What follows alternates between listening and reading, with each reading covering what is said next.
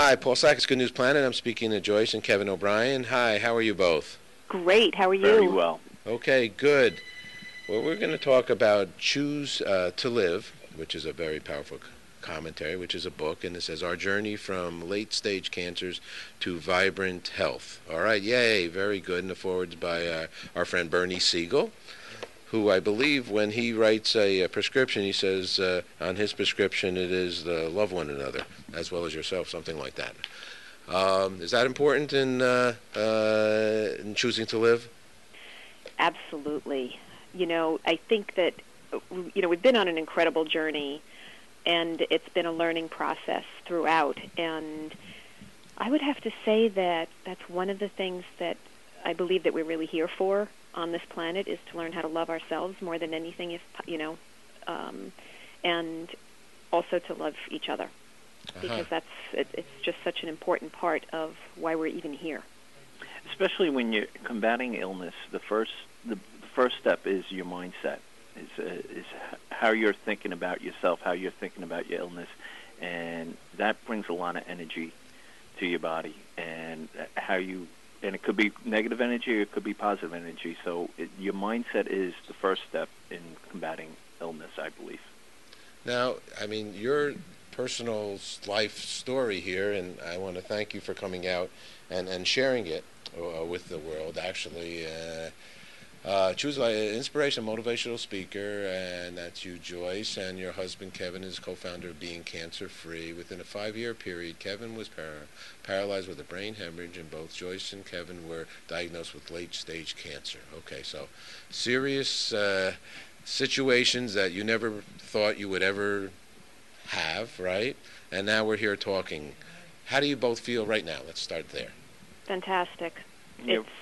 It's, when we started on this path, we were working to heal ourselves. I had stage 4 cancer. Kevin had stage 3B.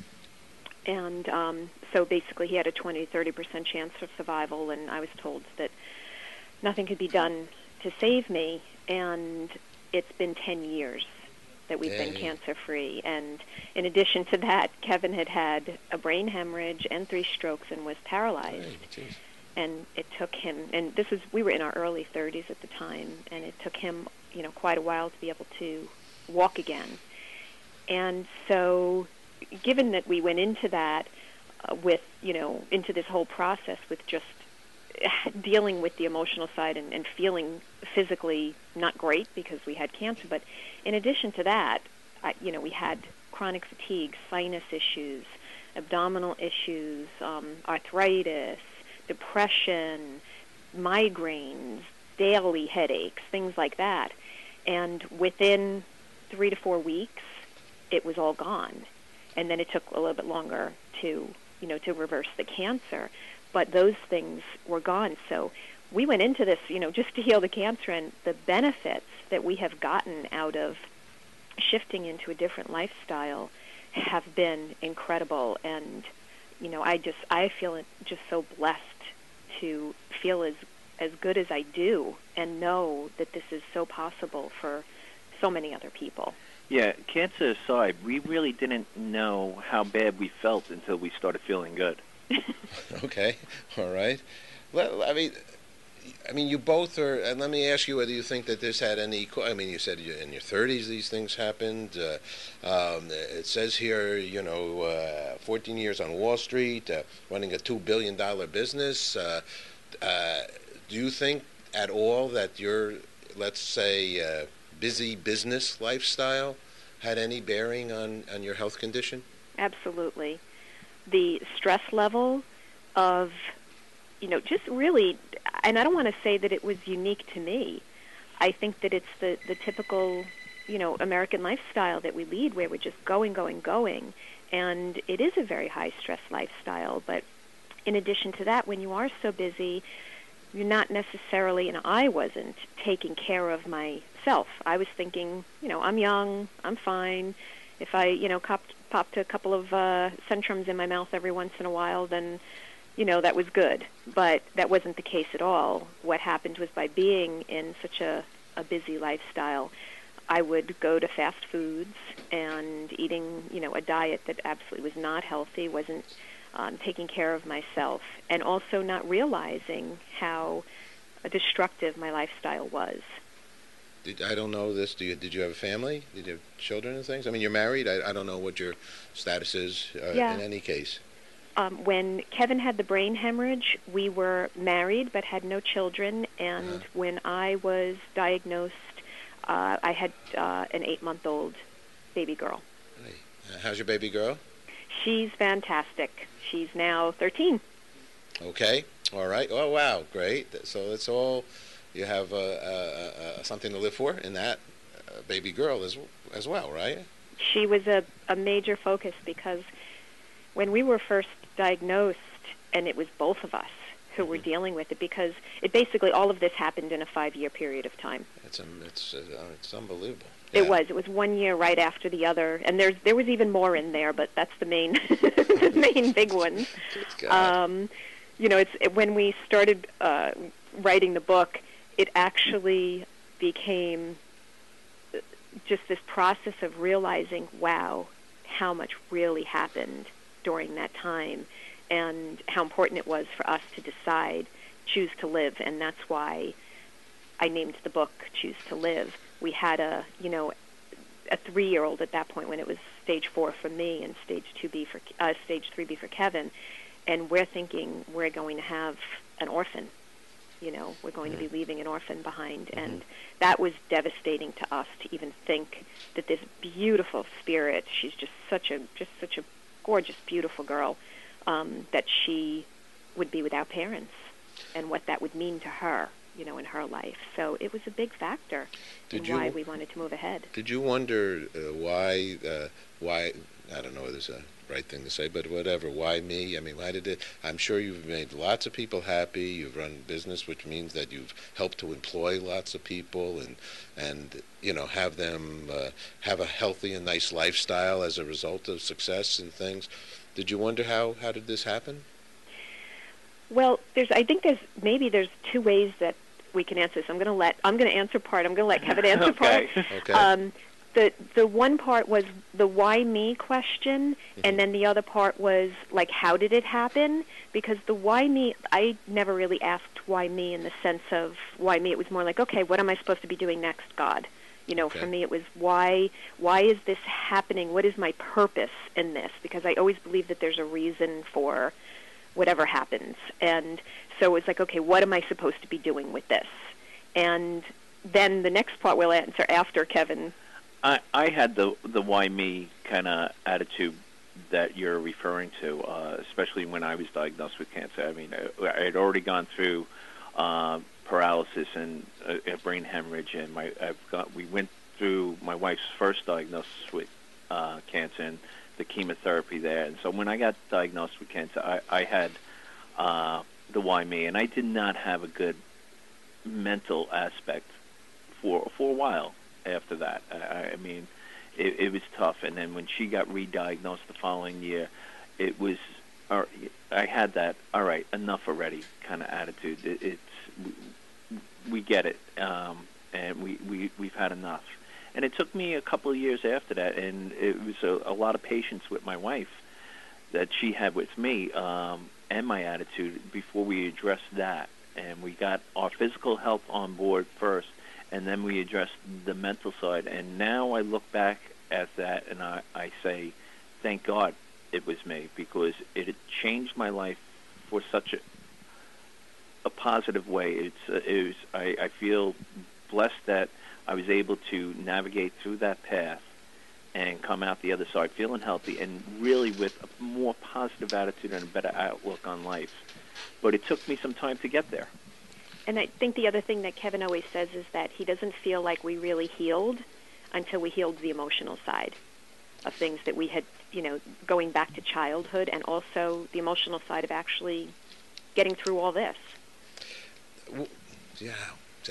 What is biological medicine and advanced microscopy? Yeah, it's actually pretty incredible. That is the kind of the answer of the second question in a way, because it's the why did it happen? And what we discovered was that there are so many contributing factors that we are just not aware of on a daily basis that I like to describe it as, actually this is described by Dr. Rao, is one of the people who formed biological medicine, and it's basically getting to the root cause of the health issue, removing the root cause, and allowing the body to build itself back up again. And so what we discovered is the body is basically like a barrel, and all these contributing factors go into it. And I write a lot about this. I write about it not only in the book, which is more the kind of like from the storyline, but also, when I teach. This is one of the things that I teach because I think it is so important for people to know that on a daily basis we're contributing towards filling up this barrel to the point of overflow. And that's with things like stress, with a poor diet, low in nutrients, with sugar, which is something that feeds cancer and most all other illnesses as well, with toxins and all these different things that ultimately the body just can't take anymore, especially when we're living a busy, stress-filled lifestyle. So at a certain point, then the body says, I can't take anymore, and then it expresses some type of a health issue. And for some people, it's cancer, and for some people, it could be diabetes or health disease or heart disease or something like that. So what's happening is that we have so much power over our own health.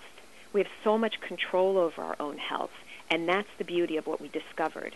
So when we wound up doing this for ourselves, and we not only were able to heal cancer, but also all these other health issues that we had, that we realized that it worked for so many other things. So that's why I started studying biological medicine as well, because I just became so passionate about something that I felt that not everybody knows about. And then I became passionate about sharing, why it is that we're getting sick in the first place. And that's why I've, have a free report on our website, which is the 7 ways to regain your energy and vitality and stop feeling tired and lousy, because it just seems to me that every person that I come in contact has some kind of a health issue, and I realized how simple it can be for us to wake up in the morning and feel phenomenal. So before your, these difficulties occurred in your life, a person like a Bernie Siegel, a body, mind, and spirit all together kind of a guy, would that kind of mindset just be something that you never got involved with, or did you have some spiritualness earlier on? That's such a great question. I always felt connected in some way, but I felt like I was lost. It was almost like there was something missing, but I never knew what it was that was missing. And what I realized at that point in time, I was skeptical about everything. I was skeptical about alternative medicine. I was skeptical about anything holistic. It was kind of like, yeah, okay, whatever. Okay. And to me, I was coming from a place that I just didn't know any better. And then we went into the whole... You're not alone. I know. And that's what I think it is what I am, one of the reasons why I'm so passionate about this is because our lives can be so much simpler and so much healthier. And all we have to do is just open up to it. But I didn't know either. I was skeptical. Kevin, let me ask you a question, because this is a ruler of lots of people, and they call it dinero. They call it money. Having enough and then wanting more, and then when you have some, you never have enough, and blah blah. It's a vicious cycle. That green stuff. Any thoughts in that regard? I'm not sure I understand the question. I guess the question is, a lot of people, including myself, at times, I don't know about myself, but for whatever reason, work very hard to make money. And money becomes the primary issue of our, to a certain degree, of our existence. We got to make money, we got to feed, and then, and then we want more materialistic things and blah, blah, blah. Do you have any thoughts in that? I mean, you were on Wall Street, are involved with big business and so on and so forth. I mean, a lot of people say it really can hurt your health, the pursuit of money. Yes, and to some extent, I believe the way we think about it now is it doesn't rule us like it did before we were ill. Yes, we definitely need money to survive, and we do like our our fancy things, what little we do have or what things we do have, but it's not our determining factor now. Well, now we look at our life as a whole, and we look at how we're living, not what things we're putting into our life, but how we are living with each other and with the people we connect with, and that's the driving force now, not money. Yeah, it's really changed. Where in the past, when I was down on Wall Street, it was not, for me, it really wasn't about the money. It was about moving forward and accomplishing things. Feeling like you really needed to just succeed at something. And money was a great side benefit to it, but now it's almost like money is not the issue anymore. Now it's about experiences and relationships. There's not a need for material things for us. It's about personal growth and spirituality and really being able to experience different people, different cultures, different lifestyles. Really, like connecting is so much more important to us now. And Kevin, then what business were you involved with, and are still maybe? I do construction, and I'm still doing it now. I work for in the power industry, doing construction. So do you get some physical labor?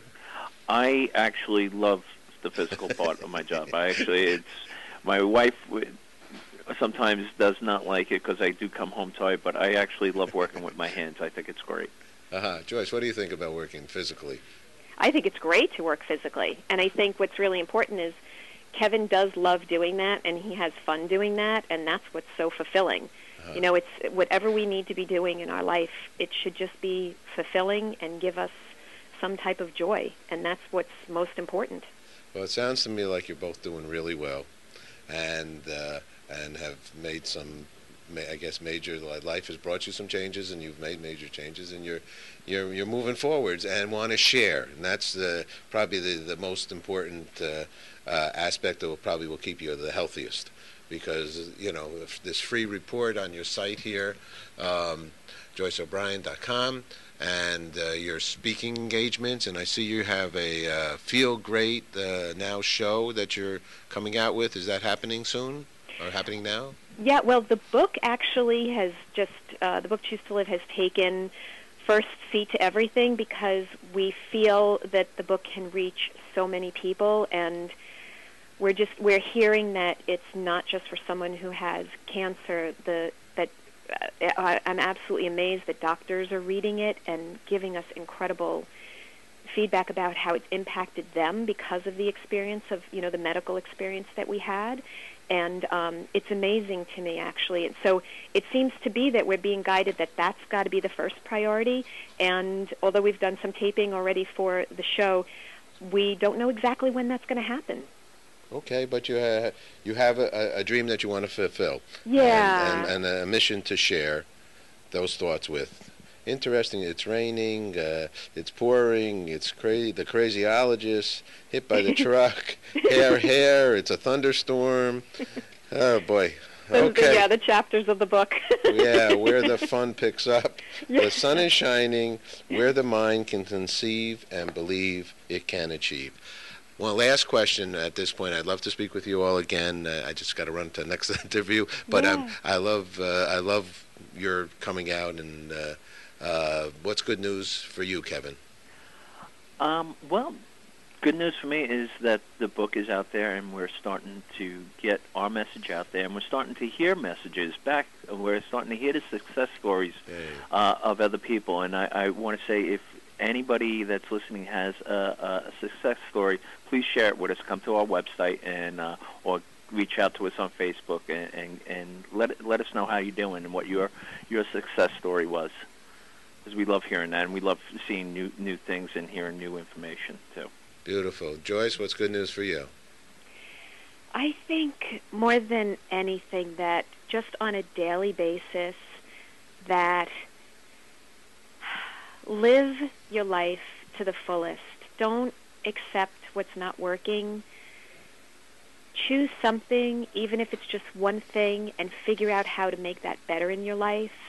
And when we do, our lives just become more and more fulfilling on a daily basis. And, whatever it is that you need to heal in your life, it's something that once you do, the freedom from doing that, including, forgiveness, which is a huge one for anyone who's dealing with cancer or a serious illness,